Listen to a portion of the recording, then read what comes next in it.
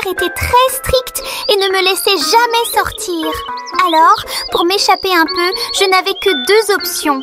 Soit lui mentir en disant que j'allais étudier avec Cecilia, soit prendre le risque de sortir tard la nuit quand tout le monde dormait et rentrer avant 5 heures du matin. La première fois, j'étais terrifiée. On aurait dit qu'une prisonnière qui s'évade. Mais avec le temps, j'ai fini par m'y habituer. J'avais réussi à sortir de chez moi pour aller chez Amadou et la seule qui pouvait me couvrir en cas de recherche de mon père, c'était Cecilia. Allô? Allô, allô? Qu'est-ce qui se passe? J'ai enfin réussi à sortir de chez moi. Mais écoute, si mon père t'appelle, tu lui dis que je suis chez toi, d'accord?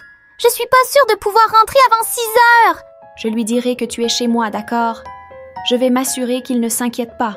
Maintenant que j'avais réussi à m'échapper discrètement de ma maison, qui ressemblait plus à une prison, je pouvais enfin aller chez Amadou, y passer la nuit, puis sortir avec lui.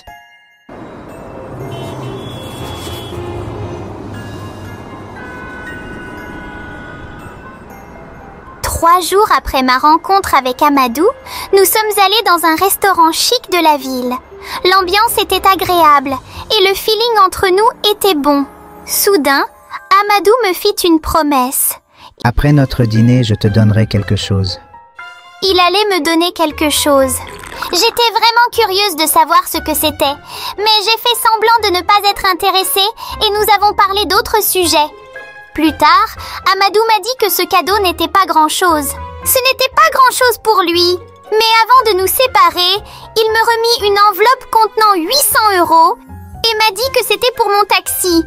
J'étais vraiment ravie. Aucun taxi ne coûte une telle somme en Afrique, donc cet argent allait énormément m'aider.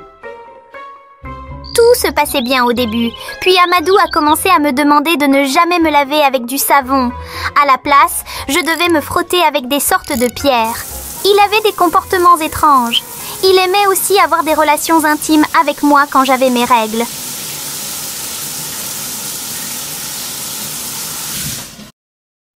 Pendant que je dormais, j'entendais Amadou murmurer des mots étranges, presque comme des invocations.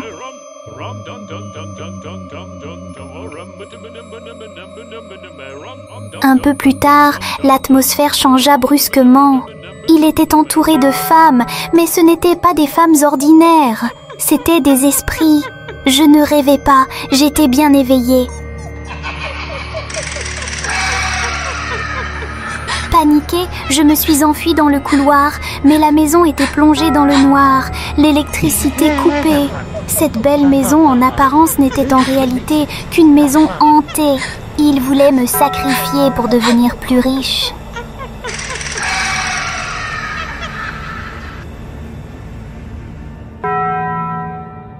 J'ai miraculeusement réussi à sortir de cette maison, belle en apparence.